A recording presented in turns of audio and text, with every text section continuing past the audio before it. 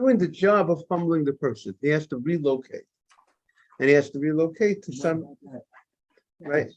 And also, no, because when people come to that city for the sake of them to change, and the fact that this guy changed his plan, it's embarrassing to him. He had to change for one reason. right. The only reason.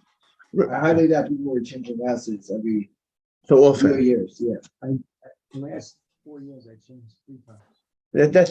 That's our society today. People lived in the same neighborhood same place for 100 years. Talk to people from Europe, they lived in the same spot. In the city, everything. Right, but also maybe I wonder to say the following. We find in halacha there's something called dalet amot. Like within your 4 amot, your space is 4 amot. 4 amot, 6 to 8 feet. And what they call social distancing today. So the halacha has something called your space is around 4 amot, which means to say, technically, you're not supposed to walk in front of somebody who was praying Amidah. But if you're outside his social distancing, then you're outside his space. You're not supposed to enter into his space. Don't come within 4 amot. Don't come within 6 to 8 feet of the guy who's praying. That will disturb his prayer. But once you're outside of the dalet amot, once you're outside the 6 to 8 feet, then you're outside his space. We find the concept that, oh, look, we have a special guest today. That's our honor that Simon is here. Simon, we just want to remind everybody before we learn, we say Birkat Torah. The Al Divrei Torah. I said it, beautiful. And Morning Morris. We have the idea that even, let's say, in a what's called your place, it says you're supposed to have a set place to pray. In shul, you're supposed to have a set place. This is your spot, right? But what I would understand is that if you're within 6 to 8 feet of that spot, that's still called the same spot. Same spot doesn't mean exactly the inch of the spot, but you're within, that area. You're in that space.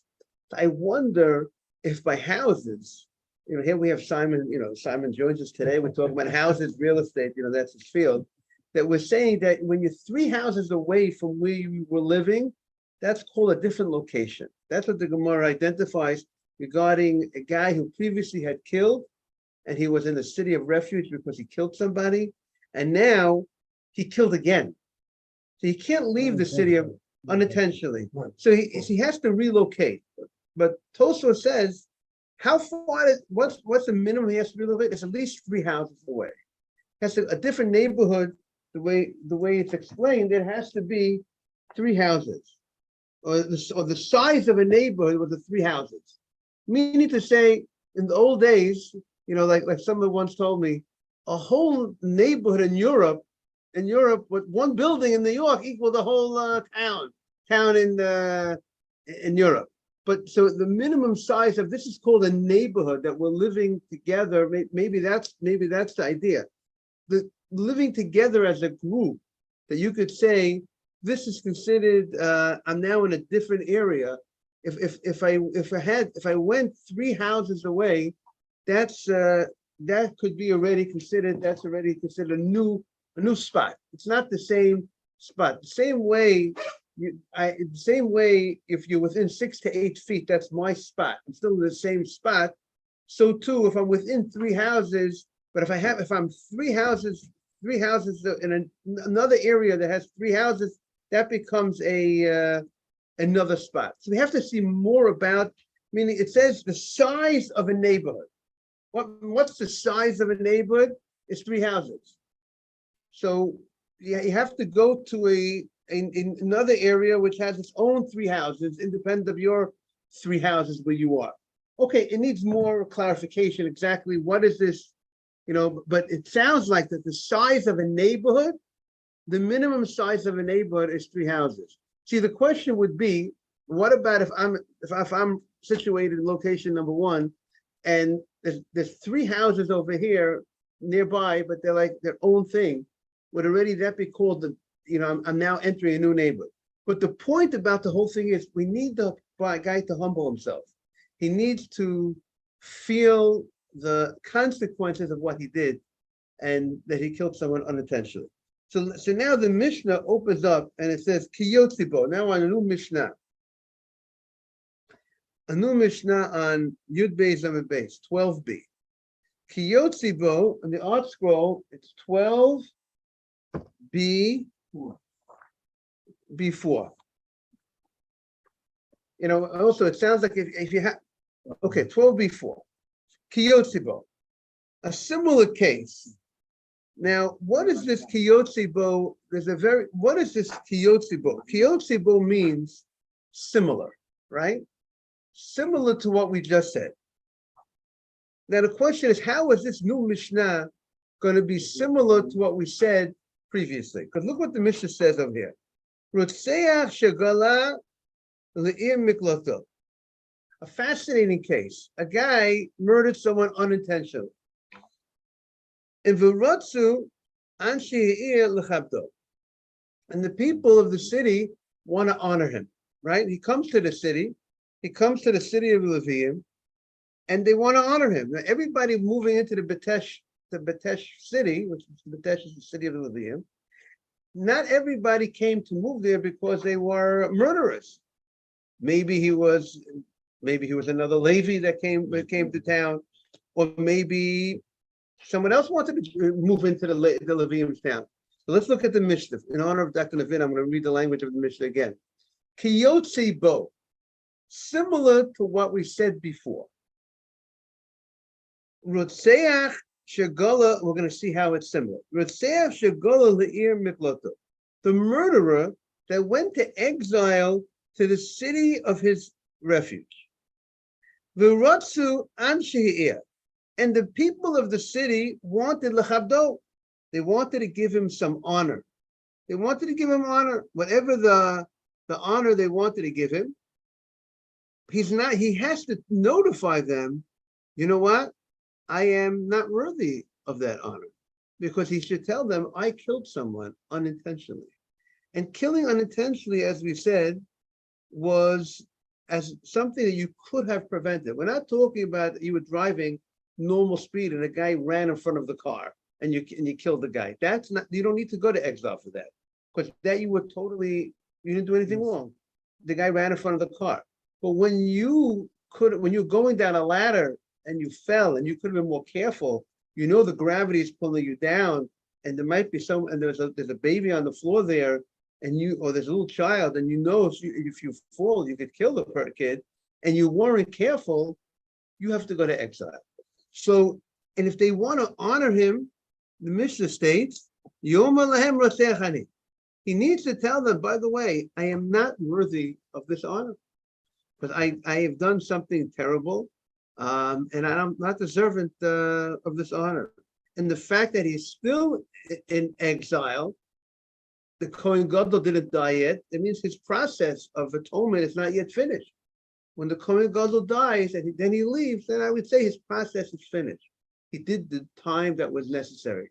And like we said, Hashem leaves him in the city of exile. Hashem plans everything that the Kohen Gadol should die at the right time, that will serve as that means that's the atonement that he needs at whatever that time might be.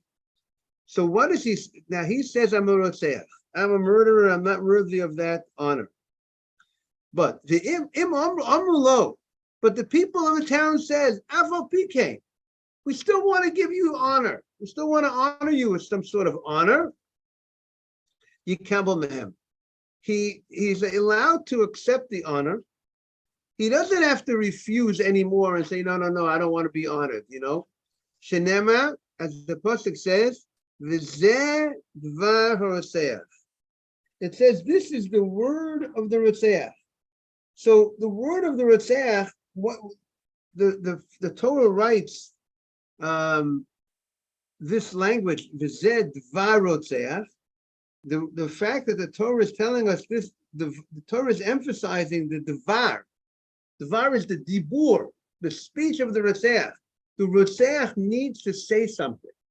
The murderer needs to say, and that's coming to tell us that he needs to say if he is being afforded an honor, he needs to notify them that he's not worthy of the honor. Now, someone will explain, it says, Zeh Devar Otzeh. Zeh is like, is a singular language. Zeh, he has to say it once. Zeh Devar Otzeh. He only has to say it once. He doesn't have to say it more than once. And after he says it once, he should accept he has the right to accept the honor. Now, what is this Mishnah of a guy coming to the city of refuge and they want to honor him? What does that have to do with the previous Mishnah about a Levi? The last statement we said in the previous Mishnah, that if a Levi killed, he has to go from city to city. If he killed in one city of refuge, the Levi killed, he can't just go back home to his town. He has to go to a different city. What does one thing have to do with the other? What is this Mishnah about they want to honor a guy have to do with the law that we said before about a Levi? If a Levi kills, he has to go to a different city of refuge. As we know, the Levium all their cities are cities of refuge. Wherever the Levium, there's 48 cities that belong to Levium, and that's where they live primarily. So what does it mean? What is the connection between a Levi killing unintentionally that he has to go to another city? Can't just go back home. But the answer is, it's not life as usual for the Levi who killed. The Levi who killed needs to be humble. He didn't act. He should have been more careful. How do we humble the Levi? The way we humble the Levi is he's forced to move from his apartment, from his house. He can't just go back to his town. That's the idea. We need to humble the Levi. And by the fact that he has to relocate to another city of refuge, that will serve as a humbling process. So too, kiyotzebo, so too, we need the humbling of the murderer. And therefore, he needs to be humble. Therefore, if he comes to town and he walks into town, and now they're giving him honor. You have to know who I am. I'm not deserving of this honor. I need to be humbled. I need to repent.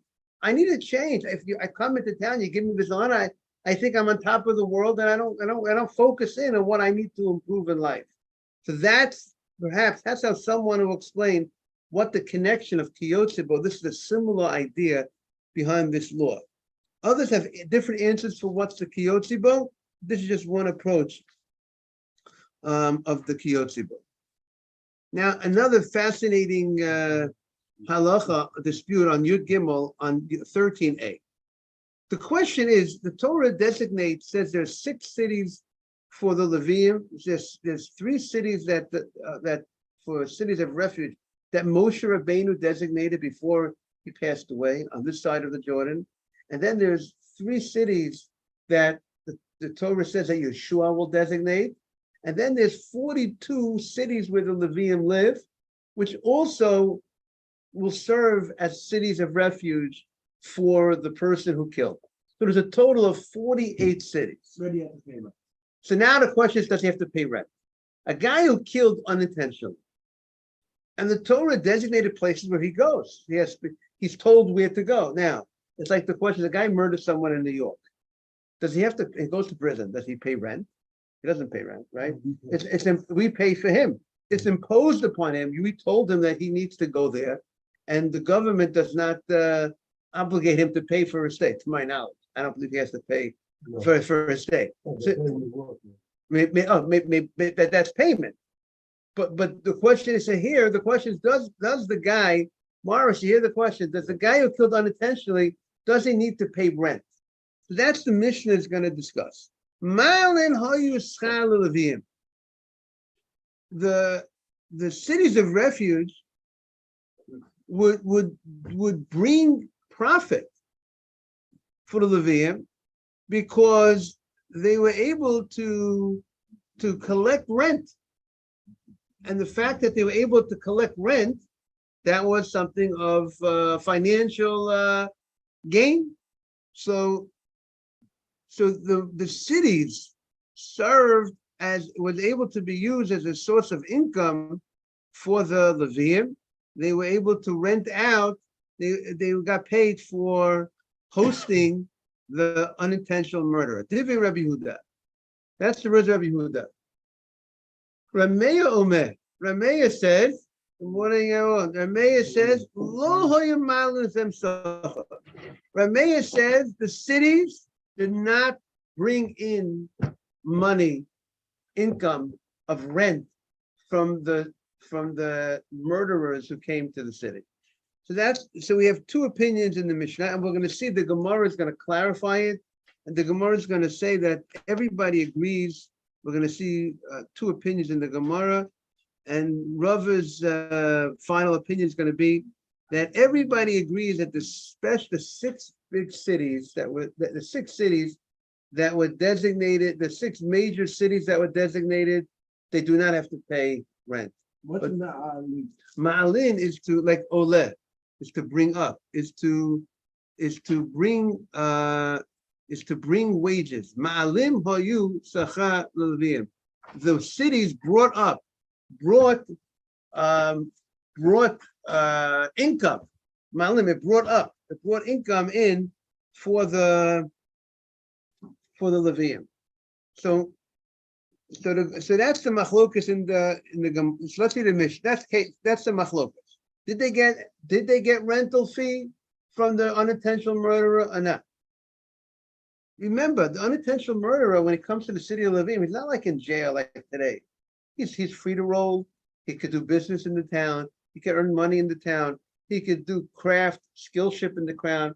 He's one of the guys, one of the town. He's free to roll. Basically, someone comes to this town, people really don't know what he did. Right? People don't know what he did. Right? If someone wants to move into town, the Levium could rent out space to it. Yeah, right, exactly. Now we're on Yud Gimel Amud Aleph. Let's say he had a position of honor before he committed the murder. He had a position of honor. He was a prince of Israel. He was a Nasi. One of mistake. He was a Nasi. See, we're talking about a Nasi, and who walks in? Mr. Haber. How do you like that? Okay.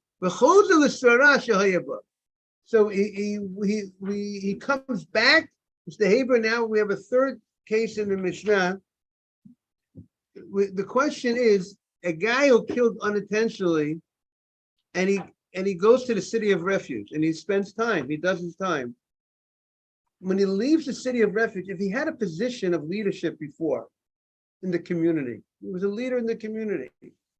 Does he get back that position? Or do we say that we don't give him back that position? That's the question in the Mishnah.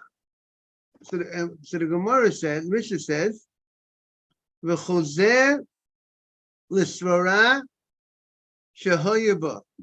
He comes back to the position of honor that he had before.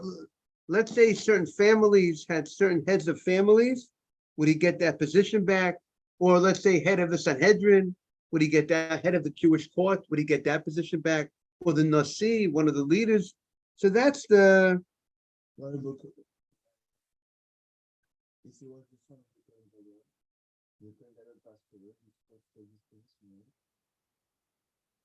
Right. So that could. So that's a good question. Would that also be the? See, there he didn't have the position. Again, did he have the position before? Or he didn't have the position before. Say it again.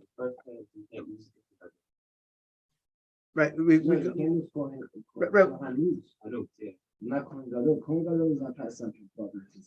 It generally would be passed on if the son is worthy. Yeah. The son has to have certain qualities that he should be worthy of it. But it would be passed on. But the Mishnah, he went to exile. he had a position beforehand. Here the question was, he had a position going into exile. Now the question is, and the Rambam says, what's the idea? See, some explain that this Mishnah is referring specifically to this type of sin of murder. Meaning, if he did other sins, he didn't do murder, he did other sins. Then when he comes back, if a guy did some sins, other sins, now he did tshuva, repent, Many say they'll go back to whatever position that they had before. But if the sin of murdering somebody, which was done, even though it was unintentional murder, but he could have prevented the unintentional murder. He could have been more careful. So the Rambam says it's not fitting for him to be serving as in this position, in a position of leadership. If you caused the death of somebody, even though it was unintentional, but you could have been more careful. And according to this logic, he can't be. Again, the question would. Right. But again, we have to look at the halacha.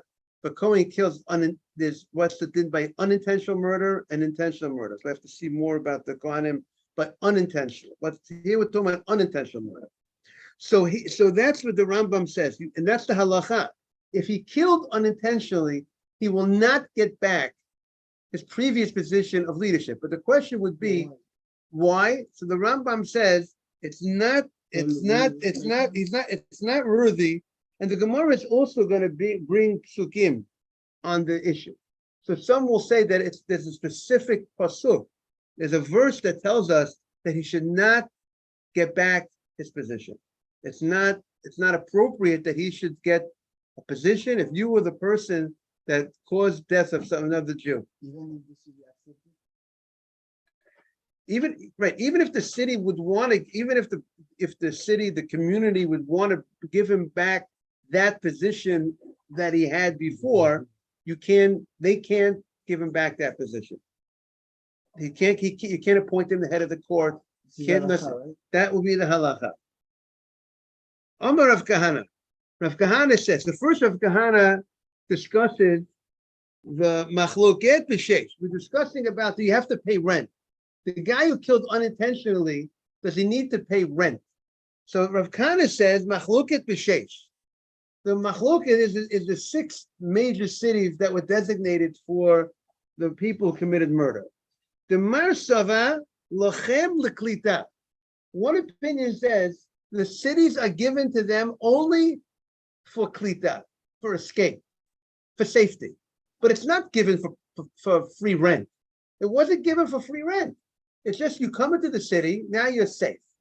You entered the city, you're safe. Now, but you want to live somewhere, you have to pay for it. You have to, if now you're going to sleep, exactly, you sleep on the floor. You sleep outside. You want to sleep in a house, Mr. Bitesh, Mr. Levy and Mr. Bitesh have a right to say, Mr. Levy, you know why he's called Mr. Levy? He's called Mr. Levy because he's a Levi. He has the right to say, I want to get paid. Okay. We'll talk more about what the halacha is. Yes. He can work for them and he can make money and he can pay his rent.